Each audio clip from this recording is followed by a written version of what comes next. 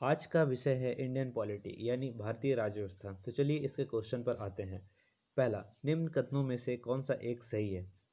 ए, वर्ष 1946 में प्रांतीय सभाओं द्वारा भारत की संविधान सभा चुनी गई। ये बिल्कुल सही है।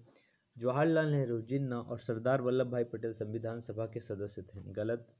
भारत की संविधान सभा का प्रथम अधिवेशन जनवरी 1947 में हुआ। गलत। भारत का संविधान 26 दिसंबर 1950 को अंगीकृत किया गया। बिल्कुल गलत। चलिए तो आते हैं नेक्स्ट क्वेश्चन पे। अब निम्न में से कौन सा एक सही है? भारतीय संविधान अध्यात्मक प्रणाली छूट गया है। बी, भारत एक नाम मात्र राजतंत्र है। सी, भारत एक कुलीन तंत्र है। और डी, भारत एक संसदनात्मक प्रजातंत्र है। तो इसका आंसर होगा डी। नेक्स्ट में आते हैं। भारतीय संविधान का कौन सा अंग आत्मा यानी शोल कहलाता है?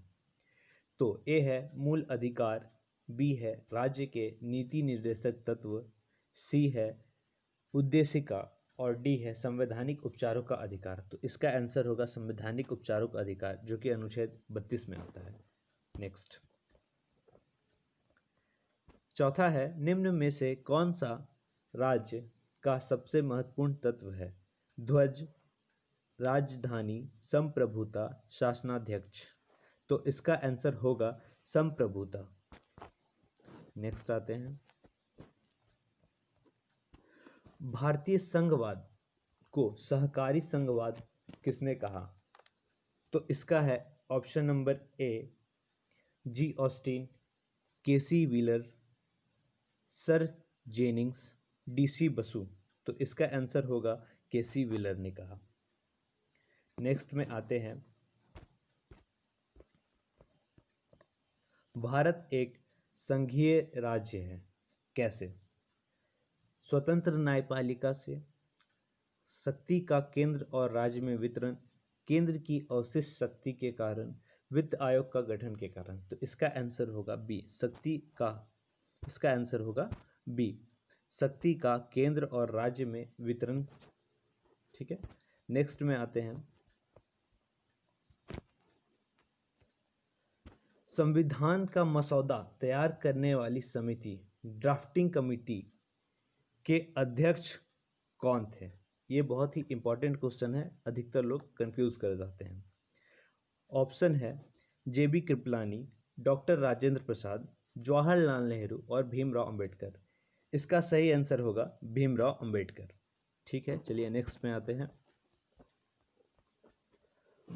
संविधान द्वारा भारत के संविधान को तैयार करने के लिए कितनी समितियों का गठन किया गया था? तो इसका आंसर होगा सी, 17 कमेटियों का गठन किया गया था।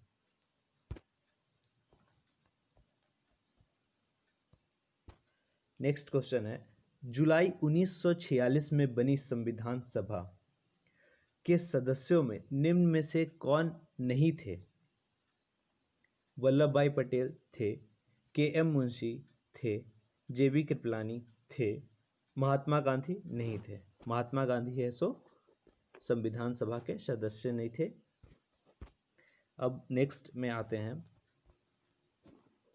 गणतंत्र होता है केवल एक लोकतांत्रिक राज्य, अध्यक्ष पद्धति वाला शासन, संसदीय पद्धति वाला शासन, राज्य जहां अध्यक्ष वंशानुगत रूप से न हो, यानी कि राजा का बेटा राजा ना बने। तो इसका आंसर होगा डी।